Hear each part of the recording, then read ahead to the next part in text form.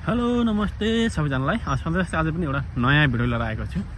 यो विशेष गरी चाहिँ युरोपमा चाहिँ यो श्रम मार्केट, श्रम बजार र अथवा बसाइका कुरामा चाहिँ यो पूर्ण इन्डिपेन्डेन्ट ठाउँ हो। अब हामीलाई कस्तो लाग्छ भन्ने, अब नेपालबाट जति पनि आइसके पछाडि चाहिँ हामी चाहिँ कामको सिलसिलामा भयो अथवा हामीले कुनै पनि काम गर्यो भने त्यसलाई चाहिँ कन्टिन्यू गर्नुपर्छ अथवा त्यसलाई नै हामीले सधैँ त्यसैमै गर्नुपर्छ, उनीहरूको अन्डरमा रहनुपर्छ भन्ने हुन्छ। अथवा बसेका कुराहरूमा पनि हामी कसैको अन्डरमा बस्नुपर्ने हुन्छ अथवा कसैले दिएकोलाई चाहिँ हामीले चाहिँ त्यसैलाई नै अन्डरमा हामी चाहिँ बस्नुपर्ने हुन्छ भन्ने हाम्रो सोच हुन्छ। तर यो पूर्ण रूपमा यो अपोजिट हुन्छ, किनकि यहाँ युरोपमा चाहिँ कुनै पनि श्रम मार्केट भयो अथवा यो बसेका कुरामा चाहिँ यसमा चाहिँ पूर्ण इन्डिपेन्डेन्ट छ। जस्तो कि तपाईँ कुनै पनि एउटा काम गरिरहनु भएको छ भने त्यो काम चाहिँ तपाईँलाई अथवा मन लाग्ला अथवा तपाईँलाई मन नलाग्ला होइन, केही कारणवश तपाईँलाई चाहिँ त्यो काम छोडेर अर्को काममा जानुपर्ने हुन्छ होइन, अथवा गर्नु मन लाग्ला, त्यो अवस्थामा चाहिँ तपाईँले पूर्ण रूपमा चाहिँ काम चेन्ज गर्न सक्नुहुन्छ। अथवा तपाईँलाई चाहिँ सजिलो तरिकाले भन्नुपर्दाखेरि तपाईँलाई चाहिँ कुनै पनि काम अथवा तपाईँलाई अब आवश्यक अथवा तपाईँलाई राम्रो लाग्यो अथवा कुनै पनि काम छोडेर अथवा नयाँ काम खोज्नुहुन्छ भने तपाईँ सक्नुहुन्छ। त्यसको लागि चाहिँ केही क्राइटेरिया हुन्छ।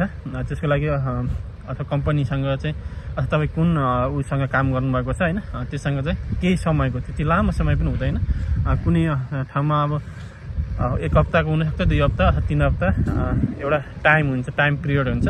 त्यो पिरियडमा चाहिँ तपाईँले चाहिँ पहिले इन्फर्म गरेर त्यो पिरियडसम्म चाहिँ तपाईँले काम गरेर अथवा तपाईँले चाहिँ नयाँ काममा चाहिँ जोइन गर्न चाहिँ सक्नुहुन्छ। त्यो चाहिँ श्रम मार्केटमा भयो। अथवा अन्य यो बसाइको कुरा हुन्छ, अथवा बसाइमा पनि त्यही नै हुन्छ। तपाईँले चाहिँ कुनै पनि कम्पनीसँग काम गर्नुभयो अथवा कुनै पनि व्यक्ति संस्थासँग काम गर्नुभयो भने उसको अन्डरमा तपाईँ बस्नुपर्छ भन्ने चाहिँ हुँदैन। अथवा तपाईँलाई चाहिँ तपाईँ आफ्नै स्वतन्त्र तरिकाले बसेर कुनै पनि ठाउँमा बसेर अथवा कुनै पनि आफ्नो स्वतन्त्र तरिकाले बसाइ राखेर चाहिँ तपाईँ चाहिँ काम गर्न सक्नुहुन्छ। र यो सबैभन्दा पहिला चाहिँ अर्को कुरा के हुन्छ भन्दाखेरि, जति पनि नेपालबाट वर्क परमिटमा आउनुहुन्छ उहाँहरूले सोध्ने पनि गर्नुहुन्छ होइन। मैले यो किन आज भनिरहेको छु भन्दाखेरि उहाँहरूले धेरै सोध्ने पनि गर्नुभएको छ। यो कामहरू चाहिँ अथवा युरोपमा आइसकेपछि कुनै पनि वर्क परमिटमा आउनुहुन्छ, वर्क परमिटमा आइसके पछाडि चाहिँ काम चेन्ज गर्न मिल्छ कि मिल्दैन अथवा हामी अरू उमा एप्लाई गर्न मिल्छ कि मिल्दैन भनेर धेरैले एप्लाई सोधिदिनु भएको छ होइन। यसमा चाहिँ के हुन्छ भन्दाखेरि चाहिँ मैले सर्वप्रथम त यस सम्बन्धी भिडियो त मैले धेरै पनि बनाइसकेको छु, पछिल्लो भिडियो पनि गएर हेर्न सक्नुहुन्छ। र मैले यसैमा के भन्न चाहन्छु भन्दाखेरि तपाईँ यति नेपालदेखि वर्क परमिटमा आउनु भएको छ भने चाहिँ आज कुनै कम्पनी अथवा कुनै वर्क परमिटमा आउनु भएको छ भन्दा त्यो वर्क परमिटले पनि एउटा टाइम दिएको हुन्छ, तपाईँ कति समयको लागि चाहिँ वर्क परमिटमा आउने, त्यस पछाडि चाहिँ पहिला रिन्यू गर्ने भन्ने एउटा त्यो वर्क परमिटमा पनि लेखेको हुन्छ। र अर्को कुरा के हुन्छ भन्दा तपाईँ आइसके पछाडि पनि तपाईँ काम खोजेर अथवा तपाईँलाई त्योभन्दा अलिक बेस्ट काम खोज्नुभयो भने अथवा पाउनुभयो भने अथवा तपाईँलाई गर्न सक्ने अलिक तपाईँलाई नयाँ अवसर मिल्यो भने चाहिँ त्यो अवस्थामा चाहिँ तपाईँले चाहिँ त्यो तपाईँको वर्क परमिट ओरिजिनल है, ओरिजिनल वर्क परमिटमा चाहिँ तपाईँको के छ त्यो आधारले चाहिँ तपाईँले चाहिँ चेन्ज गर्न सक्नुहुन्छ।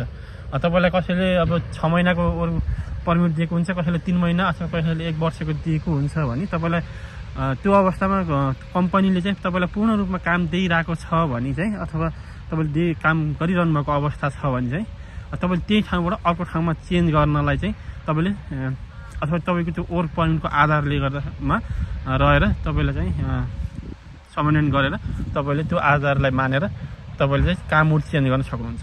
र अर्को कुरा के हुन्छ भने तपाईँ कतिपय के हुन्छ भन्दा नेपालबाट आउनुहुन्छ यहाँ आइसके पछाडि अरू देशहरूमा पनि एप्लाई गरेर जानुहुन्छ। त्यस्तो अवस्थामा चाहिँ तपाईँकोमा चाहिँ त्यो वर्क परमिटमा डिपेन्डेन्ट हुँदैन, किनकि तपाईँ चाहिँ त्यो देश छोडेर अर्को देशमा चाहिँ काम गर्न जाने सिलसिलामा चाहिँ तपाईँले यति बेस्ट काम पाउनुभयो अथवा बेस्ट अवसर पाएर तपाईँ जान सक्नुभयो भने चाहिँ तपाईँले चाहिँ त्यो अवस्थामा चाहिँ जान सक्नुहुन्छ। किनकि त्यो अवस्थामा चाहिँ किनकि तपाईँको डकुमेन्टदेखि लिएर हरेक कुरा तपाईँसँगै भएको कारणले गर्दाखेरि अथवा तपाईँले आफ्नो पर्सनल तरिकाले एप्लाई गरेको कारणले गर्दाखेरि कम्पनीलाई चाहिँ रिजाइन दिएर अथवा तपाईँले चाहिँ इन्फर्म गरेर तपाईँ चाहिँ एक देशदेखि अर्को देशमा चाहिँ जान चाहिँ सक्नुहुन्छ। त्यसको लागि पनि एकदम सजिलो छ। र अर्को कुरा के हुन्छ भन्दाखेरि अब यहाँ आइसके पछाडि अथवा युरोपमा के हुन्छ भने बसेको कुरामा सबै कुरामा इन्डिपेन्डेन्ट हुन्छ है। त्यो चाहिँ एकदम बुझ्नु जरुरी हुन्छ।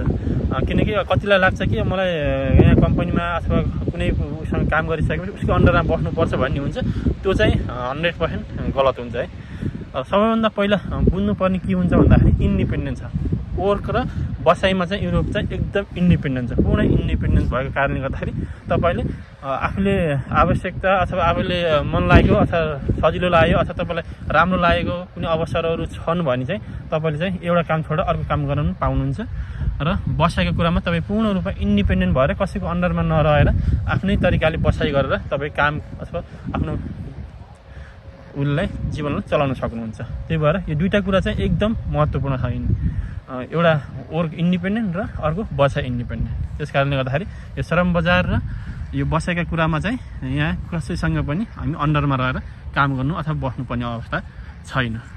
हस् त, धन्यवाद। तपाईँलाई त्यस्तो कुनै जानकारी अथवा इन्फर्मेसन चाहियो भने चाहिँ मलाई चाहिँ मैले डिस्क्रिप्सनमा चाहिँ सबै इन्फर्मेसन दिएको छु, त्यहाँ गएर चाहिँ अथवा म्यासेज पनि गर्न सक्नुहुन्छ अथवा त्यही यही भिडियोमै नै कमेन्ट पनि गर्न सक्नुहुन्छ। मैले चाहिँ त्यसको रिप्लाई दिने नै छु। हस् त, धन्यवाद।